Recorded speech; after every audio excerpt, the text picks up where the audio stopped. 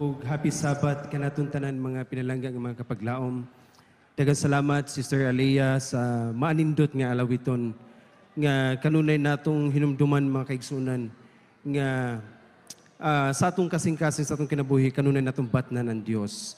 You know, it is our privilege mga kahigalaan or mga kaigsunan nga makahimo sa pagtigom nining takna sa kabuntagon as to worship our God nining nga taknaa. And together with us here sa itong mga pinalangga ng mga kaigsunan, mga gwapo-gwapa ng mga kahigalaan. Amen? And of course, together with our beloved nga mga visitors who nga niabot gikan pigid sa layong dapit mga kaigsunan alang sa pakig-join sa ato nga simba nini nga taknaa sa adlaw nga ipapahulay. And nini nga taknaa mga kaigsunan, as part of our program, ang atong promotional talk. Gusto na ko ihatod ang matago sa kanato may gala sa usa ka teksto in Mark chapter 4 verse 26 to 29. Usa ka teksto nga magkapahinumdom sa matago sa kanato ngang matago sa dunay buluhaton dinha sa pagdaog ug hamiling kalag-alang sa gingharian sa Ginoo.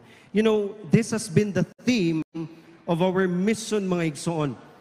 From the very beginning the Adventism started, no? Kanunay na gid nahimong kabahin mga higala kanatong tanan kini nga atong mission to go and preach the gospel. Nini nga commission mga igsoon, the Great Commission nga gi-commission ala sa matago sa kanato mga igsoon, are we involved nini nga buluhaton. So nini nga taknaa mga higala as to pagdasig sa matago sa kanato, Mark chapter 4 verse 26 to 29 nagaingon sa dinhi mga igsoon og siya miingon mauusab dunay usa ka parabulo mga igsoon nga makapahatag kanato lesson ining taknaa sa adlaw nga ipapahulay. Mark chapter 4 verse 26 to 29 nagaingon og siya miingon mauusab ang gingharian sa Dios sama sa usa ka tawo nga magsambag og binhi diha binhi sa yuta ug matulog ug mubangon sa gabi ug sa adlaw ug ang binhi moturok ug mutubo wala siya mahibalo kun unsaon kay ang yuta nagapamunga sa iyang kaugalingon una ang dahon unya ang uhay ug unya ang bugos nga lugas sa uhay apan sa diha verse 29 apan sa diha nga ang unang bunga mahimunga na diha iyang ginagalab kay ang ting-ani miabot na. As we can see mga kaigsuunan, mga kapaglaom, here is a process on how the seed may grow nga ni sa matago sa mga kinabuhi. And as the seed grows mga igsuon, mahimo ba nga di pasagdan ra nato or sa diha nga nitubo mga higala unsa man ang next nato nga mga tulubagon? Is it for us to keep the blessing or is it for us to share what we have learned or what we have received ng mga panalangin gikan dinha sa Dios? And dinhi ang mga igsoon, you know, as to remind every one of us sa nato usay kanunay nato usay ginatan-aw nato atong kaugalingon nga sa matag buluhaton nato mga igsoon, makita nato atong self nga dili ta takos, makita nato atong self makaigsunan nga murag daghang tag mga kakulangon or sa pagbuhat nato mga igsoon gibasi nato sa tuwa nga mga talento nga moingon ta nga pastor murag lisod kaayo nako nga moapil ni ang buluhaton na di man gani ko kabalo mo kanta, di ko kabalo mo awi, dili ko kabalo mo storya, maghilom-hilom ra magani ko skilid, wa man gani ko'y mapakita or mapasigarbo baron. You know mga igsoon, ang pulong sa Dios, you know, as I was able to encounter this message, you know, sa nagbasa ko sa Christ Subject Lesson, grabe kanindot mga igsoon, ang buluhaton nga alang sa matago sa kanato mga igala. And sa buluhaton nato mga igsoon, it's not about us, no? Mura gini kanunay natong hinumduman mga higala. Nga sa buluhaton nato, bisan unsa pa ang estado nimo sa kinabuhi, bisan unsa pa ang mga abilidad o talento nga naa nimo mga igsoon, it's not about you. Kada gingon sa dinhi mga igsoon, every seed grows, every plant develops by what? By the power of God. You know, ang mga buluhaton nato mga igsoon sa pagmantala sa mayong balita, igo rigid ta mo share mga igsoon.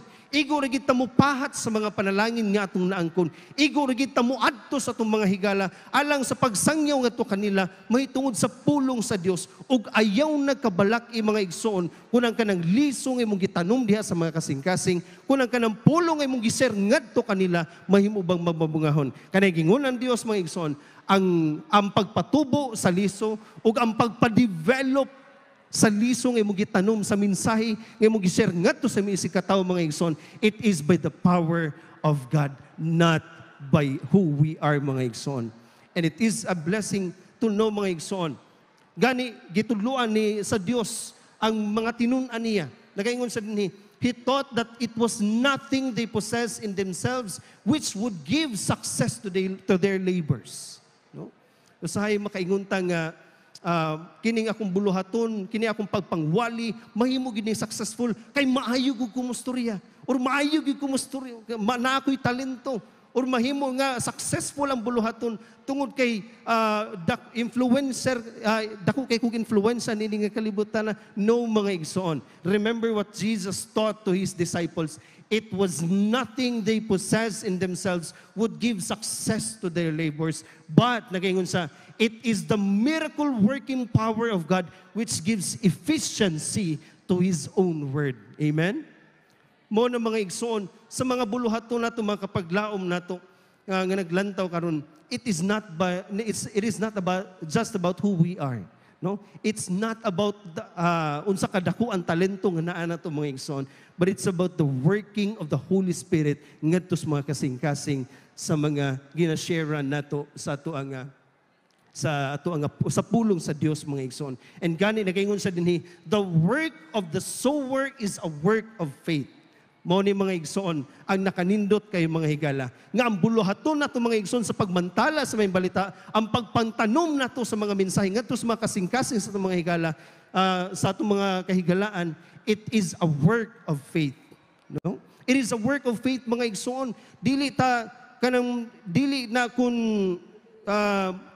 kanang makita gyud nimo diretso, but it is a process. It is a work of faith. Usay madiskuryo ta mga igsoon nga sa pagpang-share nato sa pulong sa Ginoo, mayon ta nga dili ra gyapon effective kay wa man gihapon ko'y napabautismuhan. Dili gihapon effective pastor kay wala man gihapon ni dawat sa santos nga bautismo mga igsoon.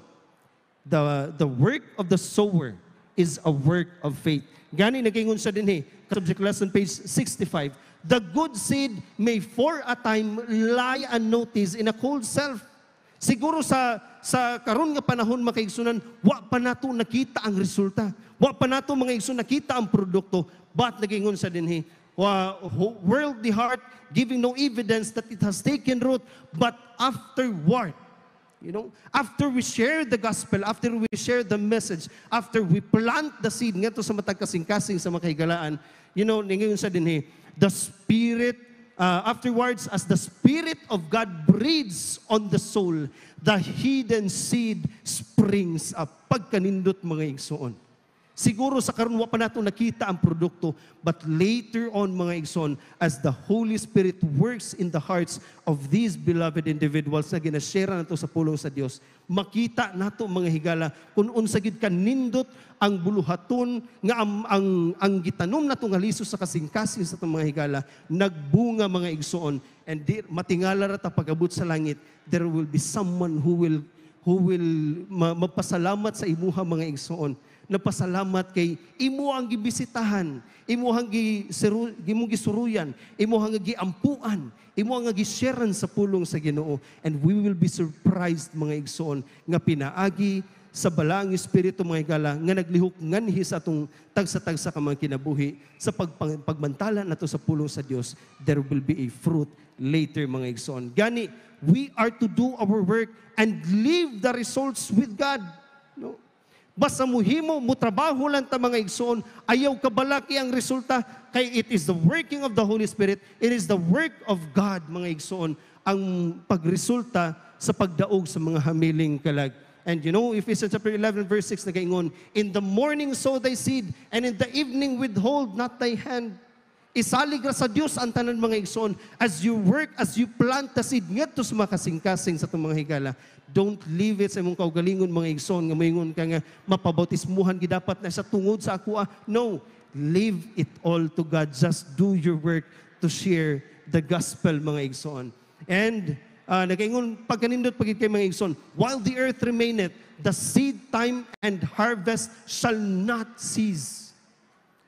Usahay tungod sa itong mga kadiskuryo mga igsoon nga wala na to nakita ang produkto sa itong pagpambuhat, maluya na dayon ta, unya dili na din ta mulihok mga igsoon, dili na din ta mo share sa pulong sa Ginoo kay magingon ta amora man gihapon, wa man gihapon yung resulta mga igsoon. The work or the seed time and harvest shall not cease. Diba? Sa gigon ko pag-ina, bisang pagwa na to nakita karon ang resulta mga igsoon, padayon lang gyud sa pagbuhat sa buluhaton sa Ginoo. Kay later part mga igsoon, as the work of the Holy Spirit will work ngadto sa mga kasing-kasing, it will bear fruit mga igsoon. Gani ningon sa dinhi, Christ is seeking to reproduce Himself in the hearts of men. You know, as Christians mga igsoon, we are commissioned to do the work of God. And kadtong nagaklaim nga Christian, kinahanglan ginagabuhat sa buluhaton sa Ginoo. Kay kung wala ta otherwise mga igsoon, kung wala ta naghimo sa buluhaton sa Ginoo, we are not certified Christians. Kay ang Christians mga igsoon, those who work for the glory of God, those who work for Christ. Mono mga igsoon, kalipay sa Ginoo, nangita gayon ang Ginoo mga igsoon sa mga katawhan nga mahimo niya nga instrumento sa pagdaog ng mga hamiling kalag. Nangita ang Dios mga igsoon kanimo o kanako. Kanatong tanan bisang pag-unsa tong estado mga igsoon, bisang pag-unsa itong mga hulagway diha, matambok maniwang maunsa pa mga igsoon, may ngipon o wala, ang Dios nagtawag kanatong tanan alang sa buluhaton nga mahimo niyang instrumento sa pagpandaog mga hamiling kalag. The plant does not germinate, grow, or bring forth fruit for itself, but to give seed to the sower and bread to the eater. Isaiah chapter 55 verse 10. Grabe kanindot mga igsoon. Remember, sa panahon nga wala pa ta sa kamatuuran mga igsoon, sa panahon nga wala pa ta dinha sa kahayag, sa panahon nga wala pa ta sa kamot sa Ginoo, huna-huna aragod mga igsoon, unsa kang ngit-ngit ang atong kinabuhi sa dihang naapatas kalibutan. But thank be to God sa dihang nakadawatas kahayag mga igsoon, nakadawatas kamatuoran, ang Dios nangandoy gayud nga kana nga panalangin imo nadawatan dili magpabilin sa imong kaugalingon, but it must be shared ngadto sa mga katawhan. Mga igsoon, nagapadayon sa dinhi, there can be no growth or fruitfulness in the life that is centered in self. Remember mga higala, as Christians, the ultimate goal of a Christian is not heaven. Okay? The ultimate goal of a Christian is not heaven. The ultimate goal of a Christian is dili ang bulawanon nga dapit mga igsoon. But the goal of a Christian, sumala pa sa sinulat ni Ellen White, is Christ-likeness, godliness mga igsoon. Muna nga sa buluhaton nato mga igala sa pagpang-ebanghelyo, the more we do the work of God, the more we will become like Him. Muna mga igsoon, pero kana nga goal nato dili na nato makabot mga igsoon kung naga-center rata sa itong kaugalingon, kung naningkamot rata sa itong kaugalingon nga kaluwasan, kung naningkamot rata sa itong kaugalingon nga mapanalangin mga igsoon, kung dili ni nato ipahat ngadto sa uban. Walay pagtubo sa itong kinabuhi, walay pagtubo sa itong spirituhanon nga aspeto mga igsoon, kung dili ta magahimo sa buluhaton sa Ginoo. Mo na makabantay mo mga igsoon, dugay na tas pagpangalaga diha sa Ginoo. Dugay na tang 70 Adventist members mga igsoon, pero hangtod karon makita gihapon natong kaugalingon, wa man gihapon ta nagtubo, wa man gihapon ni develop ang atong pagka-Christian. It is because naga-center tas naningkamot ta sa atong kaugalingon mga igsoon, wala nato mahatagi pagtagad nga ang panalangin sa pagtubo nato as Christians mahimo nga mutubo gayud mga igsoon pinagi sa pagpahat ngadto sa atoy sikataw. And lastly mga igsoon, before I will take my seat, nagingon sa dinhi mga higala, every soul whom Christ has rescued is called to work in His name for the saving of the lost. Christian Service, page 10. Mga igsoon, kung gi-consider nimo imong kagalingon nga usa ka Kristohanon, kung gi-consider nimo imong kagalingon nga usa ka kaanak ni Kristo, take note of this one. ang matag kalag nga giluwas sa Dios, or every Christian nga giluwas sa Dios, mga igsoon, is called to work in His name for the saving of the lost soul. It is the privilege, no? It is our privilege, mga igsoon, nga kita makahimo sa buluhaton sa pagmantala sa mayong balita. So this morning, mga higala, akong gidasig ang matago sa kanato. Dinia sa distrito sa Siargao, daghan kayo tagbuluhaton, mga igsoon. Lapad kayo ang atong mission field, ug dili ni mahimo sa inyong pastor lamang o sa inyong junior pastor.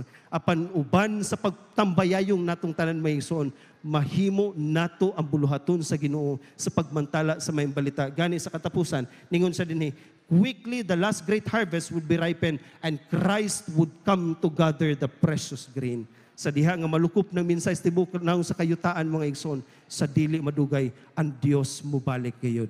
Mo na, mga igsoon, aron nga mapadali nato ang pagbalik sa Dios. Dili lamang kita mangita, mga igsoon, sa pagbalik sa Dios, apan padalion nato ang pagbalik sa Dios. Apil ta sa buhat, mga igsoon. Mo na nga ang atong theme, I will go. O ginaot nga ang Dios magpanalangin ka naton tanan mayong buntag ug happy Sabbath.